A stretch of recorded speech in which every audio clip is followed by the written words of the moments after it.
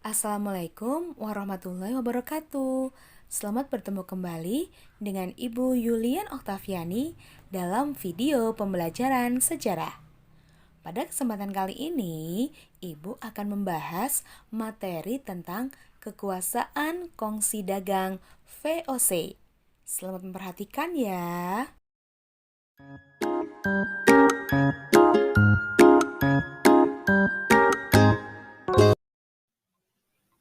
Kekuasaan kongsi dagang VOC.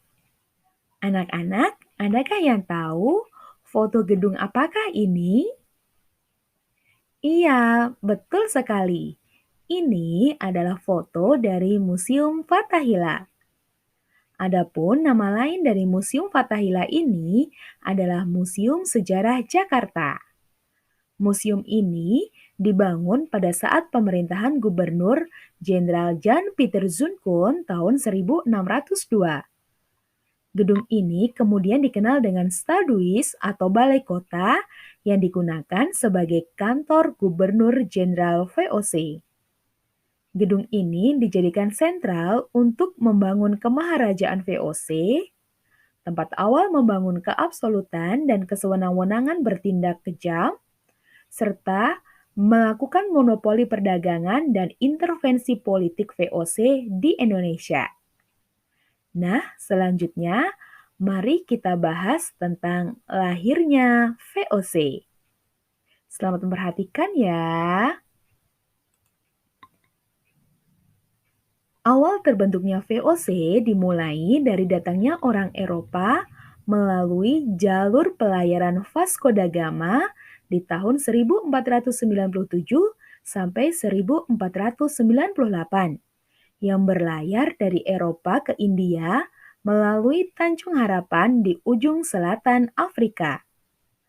Hal tersebut membuat tidak adanya persaingan dengan pedagang-pedagang Timur Tengah untuk mendapatkan jalan ke Asia Timur, yang awalnya ditempuh melalui jalur darat yang sangat berbahaya.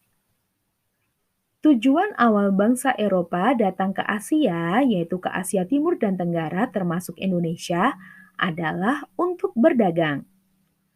Kemudian misi dagang selanjutnya yaitu politik pemukiman atau kolonisasi. Ekspedisi yang dipimpin oleh Cornelis de Houtman tahun 1596 berlayar menuju Nusantara dengan 4 kapal dan sampai di Banten yang pada saat itu menjadi pelabuhan utama di Jawa di tahun 1595 sampai 1597. Setelah mencapai Banten tahun 1596, Belanda terlibat perseteruan dengan Portugis dan penduduk lokal. Selanjutnya Belanda berlayar ke arah timur melalui pantai utara Jawa yang sempat diserang juga oleh penduduk di Sedayu sehingga 12 awak kapalnya meninggal. Ekspedisi Belanda juga terlibat perseteruan dengan penduduk lokal di Madura yang menyebabkan pemimpin lokal terbunuh. Setelah kehilangan separuh awak kapal, di tahun berikutnya Belanda memutuskan untuk kembali ke negaranya yaitu Belanda dengan membawa rempah-rempah yang cukup menghasilkan keuntungan.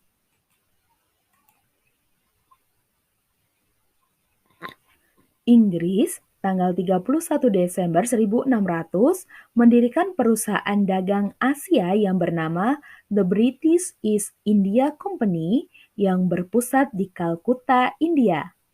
Kemudian Belanda menyusul di tahun 1602 dengan mendirikan Vereniging Oost-Indische Compagnie atau VOC. Sedangkan Perancis mendirikan French East India Company tahun 1604. VOC disebut juga dengan Perkumpulan Dagang India Timur, berdiri pada tanggal 20 Maret 1602. VOC didirikan atas prakarsa dari Pangeran Maurits dan Oldenbarneveldt. Adapun tujuan didirikannya VOC adalah untuk menghilangkan persaingan yang tidak sehat antara pedagang Belanda dan juga untuk menghadapi persaingan dagang dengan bangsa Eropa lainnya dan juga sebagai kekuatan revolusi dalam Perang 60 tahun sehingga VOC memiliki tentara. VOC dipimpin oleh sebuah dewan yang beranggotakan 17 orang direktur yang disebut dengan Dewan 17 atau Heren 17. Heren 17 terdiri dari tuan-tuan dari 17 provinsi yang ada di Belanda sebagai pemilik saham VOC. Adapun markas besar dewan ini berada di Amsterdam. Guna menghadapi persaingan antara negara Eropa seperti Portugis, Spanyol, Inggris, dan Perancis, VOC diberi kewenangan oleh Staten General di Belanda. Kewenangan itu disebut dengan hak oktrooi. Sebagai sebuah kongsi dagang, dengan kewenangan dan hak-hak tersebut menunjukkan bahwa VOC memiliki hak-hak istimewa dan kewenangan yang sangat luas. VOC sebagai kongsi dagang bagaikan negara dalam negara. Nah, ini dia isi hak oktrooi atau hak istimewa VOC.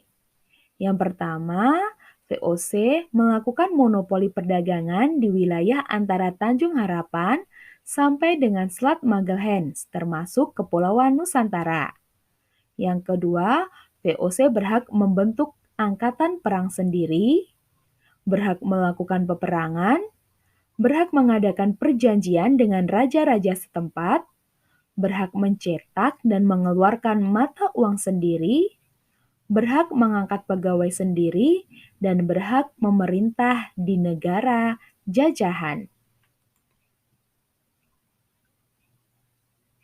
VOC mendirikan markas di Batavia atau Jakarta dan pos kolonial di Maluku atau Kepulauan Rempah-Rempah yang termasuk di dalamnya Kepulauan Banda. Di Maluku, VOC memonopoli pala dan fuli.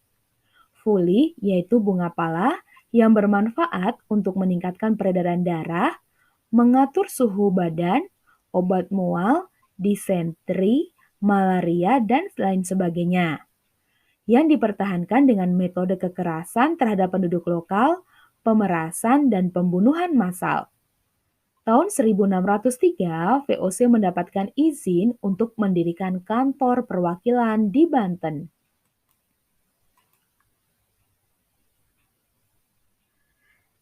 Nah, ini dia Gubernur Jenderal VOC yang pertama, yaitu Peter Booth, yang memimpin dari tahun 1610 sampai 1614.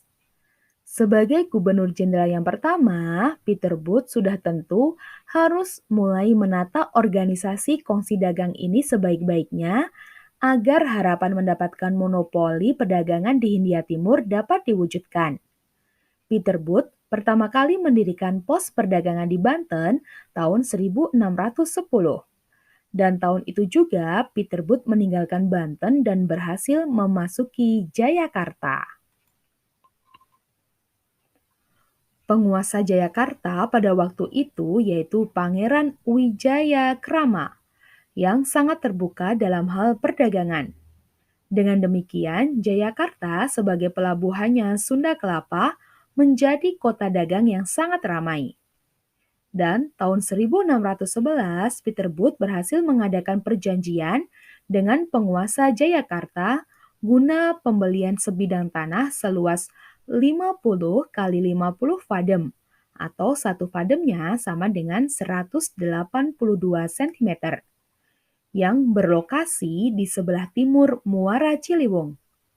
Tanah inilah yang menjadi cikal bakal hunian dan daerah kekuasaan VOC di tanah Jawa dan menjadi cikal bakal kota Batavia.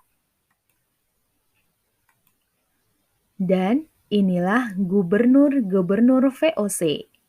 Yang pertama ada Peter Booth, yang kedua ada Gerard Reyns, ketiga ada Lawrence Reael, kemudian yang keempat ada Jan Peter Zunkoon atau JP Koon, kelima Peter de Carpentier, kemudian yang keenam Jan Peter Zunkoon lagi, kemudian dan seterusnya sampai ada 32 gubernur yang berkuasa di VOC.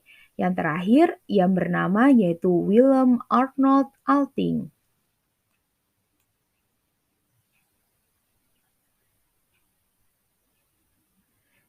Nah, itu saja anak-anak materi tentang lahirnya VOC.